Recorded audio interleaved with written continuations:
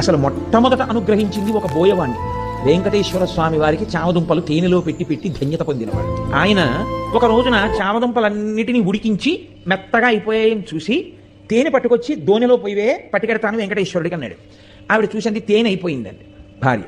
ఆయన అన్నాడు, రా మన ఇద్దరం వెళ్ళి తేనె పట్టుకొద్దాం. పక్కన కొడుకుని పిలిచి అన్నాడు, రే నువ్వు ఈ చామదుంపలు జాగ్రత్తగా చూస్తుండు, నేను అమ్మ వెళ్ళి తేనె పట్టుకొస్తాను. అలాగే నాన్నగారండి అన్నాడు.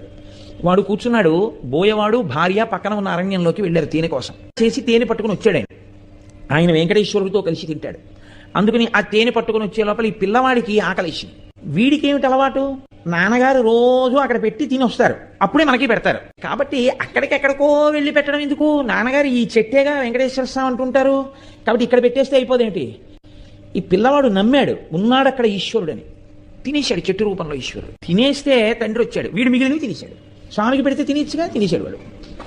తండ్రి వచ్చాడు, ఏవిరా చామదుంపలు అన్నాడు. నాన్నగారండి ఈ చెట్టులోనేగా స్వామి ఉన్నారన్నారు, మీరు రమ్మన్నాను, ఆకలేసేస్తోంది స్వామి, ఉండలేను నాన్నగారు వచ్చే వరకు, నేను తినాలంటే మీకు పెడితే కానీ తినద్దంటారు కదా నాన్నగారు, మీరు వస్తే నా స్వామి మీరు తినేద్దరు కానీ నేను తినేస్తాను, రండి స్వామి అని అడిగాను. వచ్చారు, పెట్టాను, తినేశారు.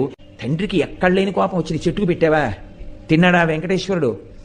ఆయన అమాయకత్వం ఆయింది. ఎంత పనిచేశావురా అని ఆ చేతిలో కత్తి ఒకటి పట్టుకుని వెళ్ళాడు ఆయన. ఆ కోపంలో ఒళ్ళు తెలియకుండా ఆ కత్తి ఎత్తి పిల్లాన్ని కొట్టబోయాడు. చెట్టు రూపంలో ఉన్నాడు వెంకటేశ్వరుడిని నమ్మినటువంటి పిల్లవాడి యొక్క నమ్మకాన్ని రుజువు చేస్తూ ఇలా ఎత్తిన చేతిని చెట్టు రూపంలో ఉన్న వెంకటేశ్వరుడు పట్టుకున్నాడు. ఎవరు పట్టుకున్నారో చెయ్యని వెనక్కి తిరిగి చూశాడు. చతుర్భుజుడైనటువంటి స్వామి పట్టుకున్నారు అతని చేతిని. ఆయన చూసి Download ShareChat.